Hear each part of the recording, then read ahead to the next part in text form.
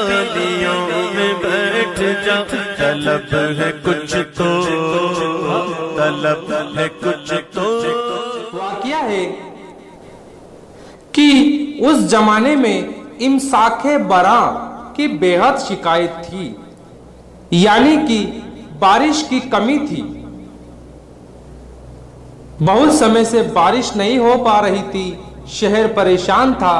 وہاں کے نواب یوسف علی خان صاحب نے حضور کی خدمت میں پیغام بھیجا کہ حضور، جنگل میں نماز استسقا ہوگی، آپ بھی تشریف لائیے اور بارش کے لیے دعا فرمائیے۔ کافی سمے سے بارش نہیں ہو رہی ہے، سب پریشان ہیں۔ حضور، آپ سے التجا ہے کہ آپ بارش کے لیے دعا فرمائیے۔ حضور سبحان شاہ صاحب نے فرمایا کہ ہم بھی ضرور وہاں آئیں گے، مگر ہماری شرط یہ ہے کہ نماز سے پہلے کتوں کی دعوت کی جائے، اور ہمارے وہاں پہنچنے پر کتوں کو کھانا کھلایا جائے، انشاءاللہ بارش ضرور ہو جائے گی۔ نواب یوسف علی خان نے ویسا ہی کرا جیسا حضور سبحان شاہ صاحب نے بتایا تھا۔ کتوں کی دعوت کے لیے شہر کے باہر میدان میں سامان جمع کیا گیا۔ جب پلاؤ، جردہ سب تیار ہو گیا تو شہر کے کتوں کو آدمی گھیر گھیر کر لائے۔ اب آپ سرکار حضرت سبحان شاہ صاحب بھی تشریف لا چکے تھے۔ آپ نے فرمایا کہ اب کتوں کو کھانا کھلایا جائے۔ کتوں کو کھانا کھلانا شروع کر دیا اور ان کے سامنے برتنوں میں کھانا بھر بھر کر رکھ دیا، مگر بارش کے کوئی آثار نہیں تھے۔ القصہ، بارش کے کوئی آثار نظر نہیں آ رہے تھے۔ جب کتے کھانا کھا کھا کر واپس جانے لگے تو حضور سبحان شاہ صاحب نے ایک کتے کا کان پکڑ کر اس کا منہ آسمان کی طرف کر دیا اور فرمایا کہ کھانا تو کھا لیا، برسات کی دعا بھی کرتے جا۔ تھوڑی دیر بعد آسمان پر بادل چھا گئے اور بارش ہونے لگی۔ سبحان اللہ! اتنی بارش ہوئی کہ سرکار کی پالکی کو مشکل سے نالا پار لے جایا گیا اور قیام گاہ تک پہنچایا گیا۔ نواب صاحب بھی بڑی مشکلوں سے ملازموں کی مدد سے قلعے تک پہنچے۔ سبحان اللہ! دو خادم مدینہ شریف سے رامپور شریف تشریف لائے اور نواب کلب علی خان صاحب کے مہمان بنے۔ دونوں نے کہا کہ نواب صاحب، آپ کے شہر میں کوئی درویش ہو تو ہماری ملاقات کرائیے۔ نواب نے کہا کہ درویش تو بہت ہے، لیکن شریعت کے پابند نہیں، ظاہری طور پر۔ ان دونوں نے کہا کوئی بات نہیں، لیکن ہم صرف کامل درویش سے ملنا چاہتے ہیں۔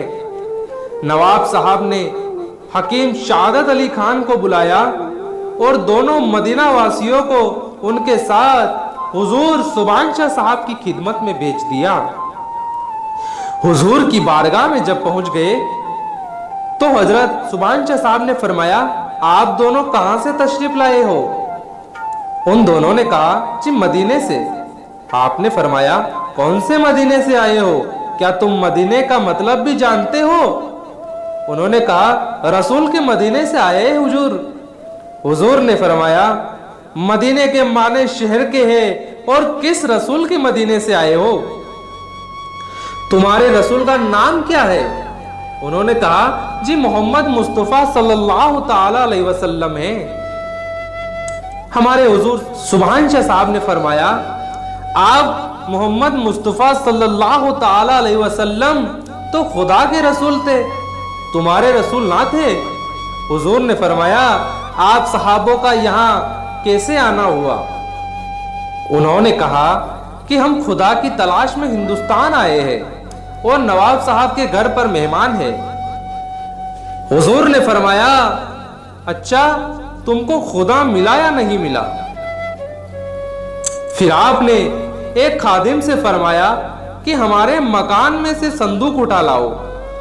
خادم صندوق اٹھا کر لایا، آپ نے اس کو کھولا اور دو روپے نکال کر الگ الگ رکھ دیے اور کہا کہ دونوں صاحب ایک ایک خدا اٹھا لو۔ دونوں عربی یہ سن کر خفا ہوئے۔ حضرت نے فرمایا ناراضگی کی کیا بات ہے، تم ہی انصاف سے کہو، خود فیصلہ کر لو۔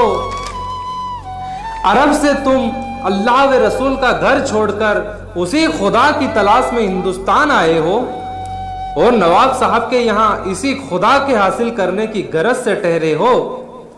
ہندوستان کے ہزاروں آدمی روپیہ خرچ کر کے تکلیفیں اٹھا کر وہاں عرب آتے ہیں حج کرنے کو، اور تم ہندوستان آئے ہو الٹا۔ یہ سنتے ہی دونوں کی آنکھیں کھل گئی اور محویت کی طاری ہو گئی، آہوزاری کرنے لگے اور دونوں کہنے لگے کہ حضور آپ کی خدمت میں آنے سے ہماری تسکین ہو گئی۔ پھر انہوں نے آپ کو ادب سے سلام کیا، سیدھا مراد آباد کا رستہ پکڑا، اور ادھر حکیم شہادت علی خان نے ان کو روکنا چاہا اور کہا کہ نواب صاحب سے رخصت ہو کر تو جائیے، مگر عربیوں نے ایک نہ سنی۔ حکیم نواب صاحب کی خدمت میں گیا، سارا قصہ سنا دیا۔ نواب صاحب بولے کیا خوب حکیم صاحب، مولانا نے دونوں عربیوں کو ہمارے ہاتھ سے کھو دیا۔ سبحان اللہ۔